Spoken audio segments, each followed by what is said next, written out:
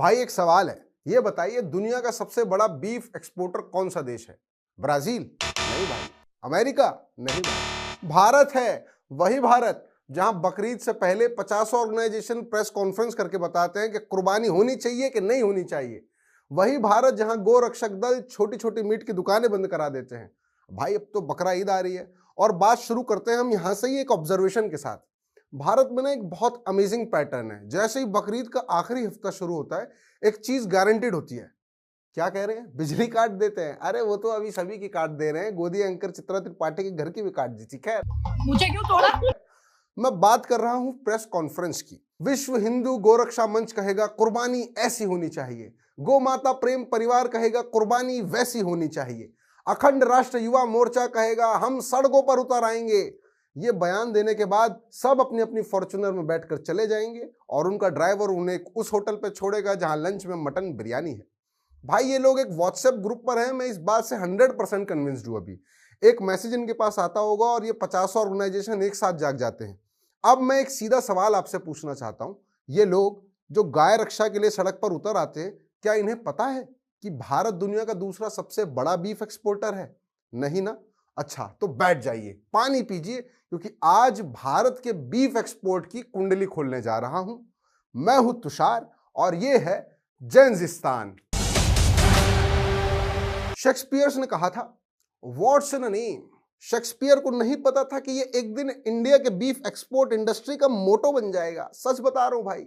अब देखो भाई, ध्यान से देखो, पहली कंपनी, इसका नाम है अल कबीर एक्सपोर्ट्स। नाम सुनो, अल कबीर, लगता है अरबिक है, गल्फ का कोई कनेक्शन है, मिडिल ईस्ट का कोई बहुत बड़ा सेटअप लगता है। लेकिन इसके मालिक कौन है? मालिक है श्री सतीश और अतुल सभरवाल। सभरवाल? हाँ भाई, हिंदू। मार्केटिंग कितना देख रहे हैं, जीनियस। दूसरी कंपनी सुनिए आप, अरेबियन एक्सपोर्ट्स। नाम सुनकर आपको क्या याद आ रहा है? एकदम रेगिस्तान का अरोमा, ऊंट, खजूर, ये सब याद आता है। लेकिन इसके मालिक कौन है? श्री सुनील कपूर। सुनील कपूर। तीसरी है MKR फ्रोजन फूड एक्सपोर्ट्स। मालिक है इसके श्री मदन अबोट। चौथी है PML इंडस्ट्रीज प्राइवेट लिमिटेड। मालिक है इसके श्री AS बिंद्रा। अब आप इन चारों कंपनियों के नाम पढ़ो, अल कबीर, अरेबियन, MKR, PML। अब इनके मालिकों के नाम पढ़ो, सभरवाल, कपूर, अबोट, बिंद्रा। और अब वो सारे व्हाट्सएप फॉरवर्ड्स याद करो जिसमें लिखा था कि मुस्लिम कंपनियां हिंदुओं की गाय काट रही हैं, इसको ज्यादा से ज्यादा शेयर करो। तो अब मैं पूछता हूं, क्या आप इस इंफॉर्मेशन को शेयर करोगे आप लोग? अब कुछ नंबर्स भी सुनो आप लोग। भारत सरकार के APEDA के आंकड़े बताते हैं कि 2024 से 2025 में भारत ने 12.55 लाख टन मीट एक्सपोर्ट किया। किलोग्राम में अगर इसको लिखोगे तो ये हो जाता है 12 करोड़ 55 लाख किलोग्राम।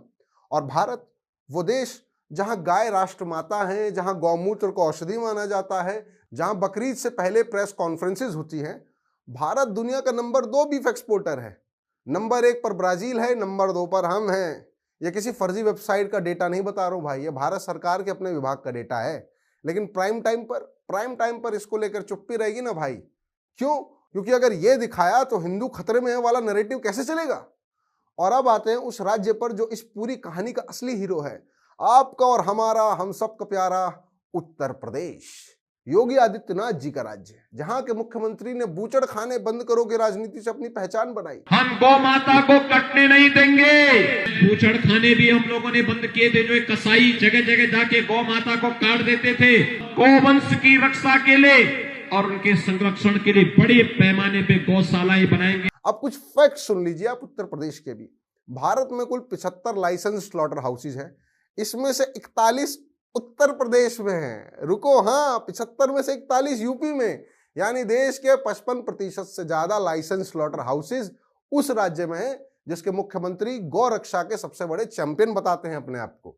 और सिर्फ संख्या नहीं, भारत का 43 से 50% का कुल बफेलो मीट एक्सपोर्ट अकेले उत्तर प्रदेश से होता है। मेरठ, आगरा, अलीगढ़, कानपुर, यूपी के ये शहर भारत के मीट एक्सपोर्ट इंडस्ट्री की रीढ़ हैं। तो जब योगी जी किसी रैली में माइक पकड़कर कहते हैं कि हम गो हत्या बंद करेंगे, हम गौ माता को कटने नहीं देंगे, तो उसी समय उनके राज्य के 41 स्लॉटर हाउसेज में क्या हो रहा है? फॉरेन एक्सचेंज जो एक्सपोर्ट से आता है और वो किस खाते में जाता है? उत्तर प्रदेश के राजकोष में जाता है। जी हाँ, एक हाथ में गौ माता की तस्वीर, दूसरे हाथ में एक्सपोर्ट रेवेन्यू की रिसीट। अब आते हैं उस वीडियो जॉनरे पर जो पिछले कुछ सालों में बहुत पॉपुलर हुआ है, गोरक्षक दस्ता।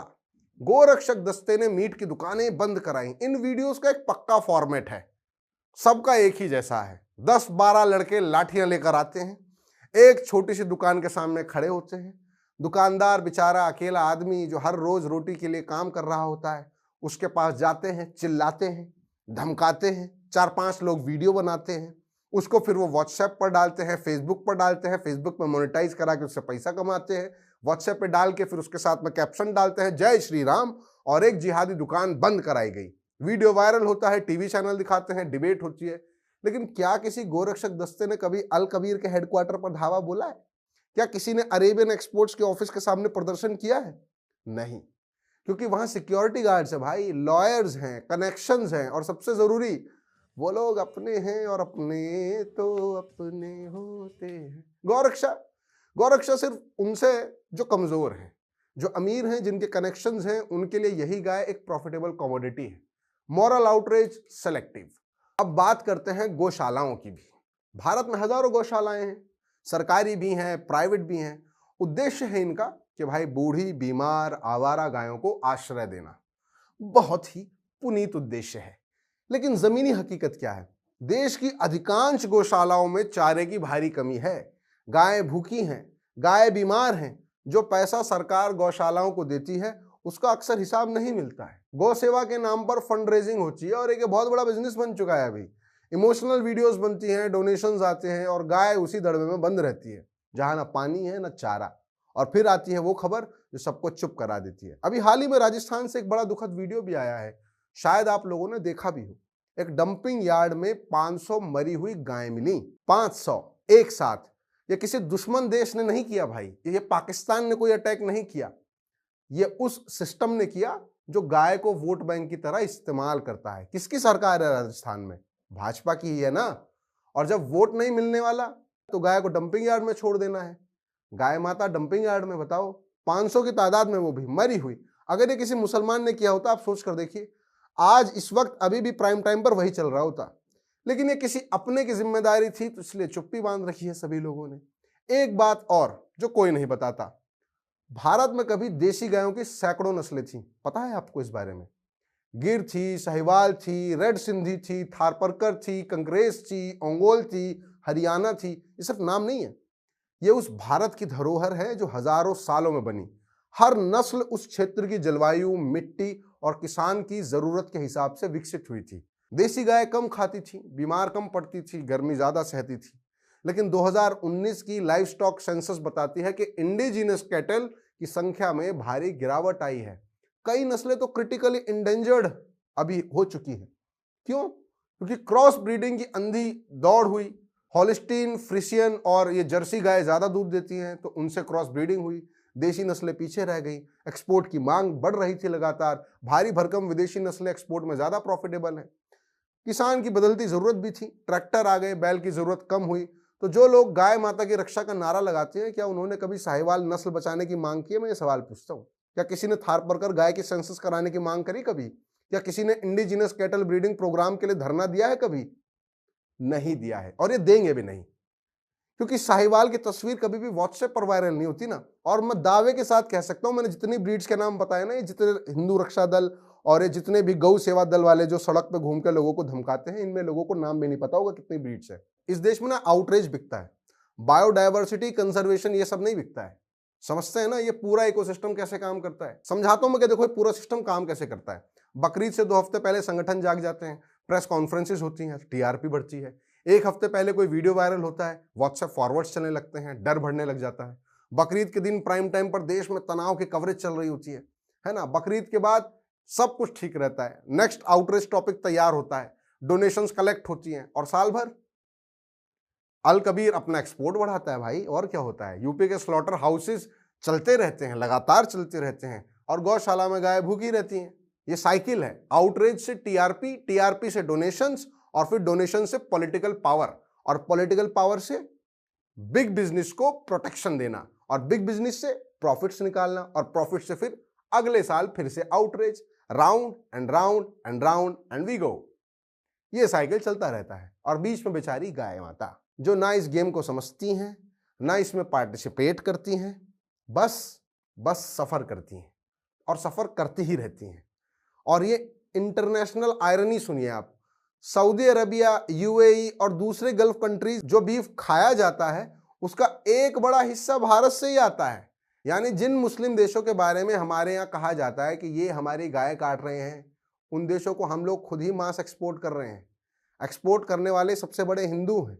इस एक्सपोर्ट को गवर्नमेंट की परमिशन है, सारा काम लाइसेंस पर हो रहा है, इससे फॉरेन एक्सचेंज आता है और इस जो फॉरेन एक्सचेंज से पैसा आ रहा है इसका एक चंक उन गौरक्षकों के पास भी जाता है जो अपनी बाइक से जाते हैं सड़क पर और किसी भी शक पर किसी को भी पकड़ के मार देते हैं, पीट देते हैं, लिंचिंग कर देते हैं। ये एक कंप्लीट क्लोज लूप है। तो कुछ सीधे सवाल मेरे जो है, अगर बीफ खाना या खिलाना इतना बड़ा अपराध है तो सरकार अल कबीर को एक्सपोर्ट लाइसेंस क्यों दे देती है? अगर यूपी में गोरक्षा इतनी जरूरी है तो वहां 41 स्लॉटर हाउसेस को लाइसेंस कैसे मिल गया भाई? और अगर गाय राष्ट्र माता है, मान रहे हैं अगर आप लोग, तो उनके लिए बने हुए फंड्स का कभी इस देश में ऑडिट क्यों नहीं मांगा जाता? वो फंड्स कभी ऑडिट क्यों नहीं होते? हिसाब क्यों नहीं मांगा जाता है? राजस्थान डंपिंग यार्ड केस में कितने लोगों पर एफआईआर हुई, कितनों को सजा मिली? ये सब सवाल हैं जिनका जवाब कोई नहीं दे रहा है। साहिवाल, रेड सिंधी, थारपारकर जैसी इंडिजिनस नस्लें बचाने के लिए पिछले 10 साल में कितना बजट एलोकेट हुआ?